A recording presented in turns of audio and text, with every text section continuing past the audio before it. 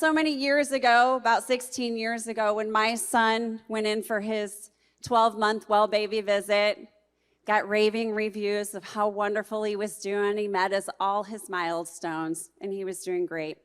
He walked on time. He talked on time.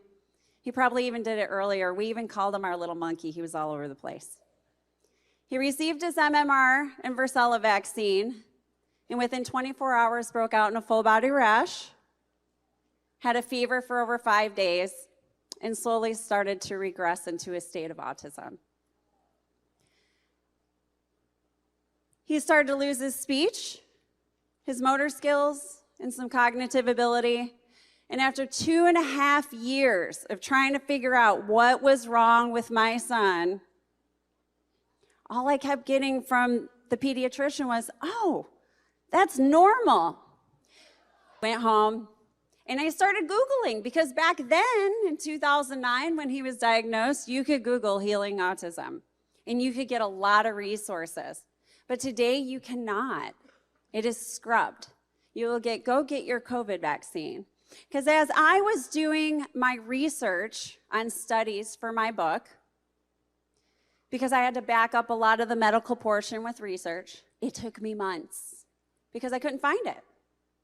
So, when COVID hit, and I saw that they were fast-tracking a vaccine for COVID, they were bypassing all the tests and trials.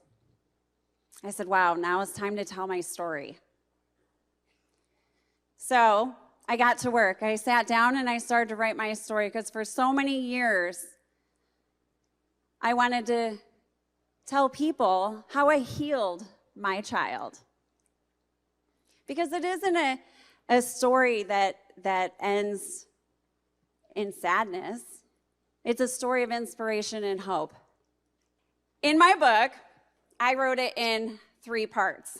My first part is my story. And it's a story of inspiration and hope, and how I healed my child, and all the trials and tribulations and the BS that we went through, dealing with school districts, doctors, you name it, cold people. And during this time, because I've had so many parents come to me, well, I can't afford that biomedical intervention stuff.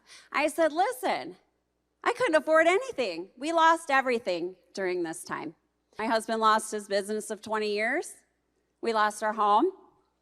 I literally was picking up stuff from my house, and if I could pick it up and put it on eBay, I sold it. But I was determined, and I set a clear intention that my son was going to be healed. I bartered for treatments. I said, listen, I'll do your marketing. I will work your front desk. I'll even scrub your toilets. I don't care. But I have to get this therapy for my child. Thank you.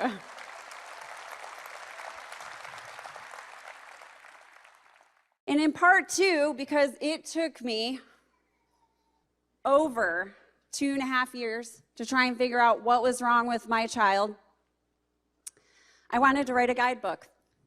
What do you do if you think your kid could have autism? What are your resources these days, because you can't look it up on Google? What are some great organizations? What are some not so great organizations?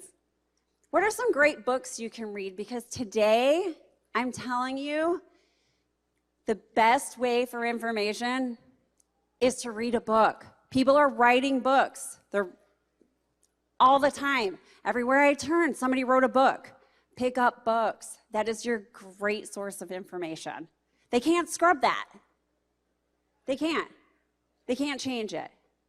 And then the third part of my book is all about healing autism. All the different healing modalities, all the different non-traditional treatments and therapies that we did for our child. And every little bit made a difference. Did I throw everything at him but the kitchen sink? Absolutely.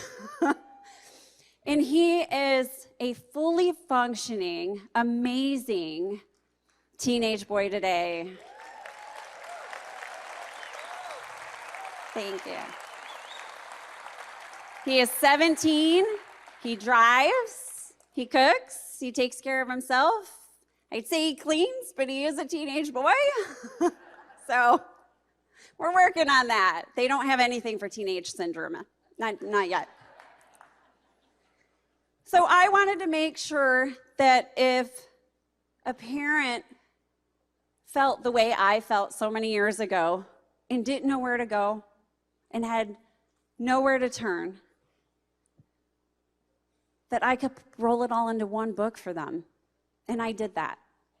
And I did it with the clear intention of making a difference in the lives of families impacted by autism.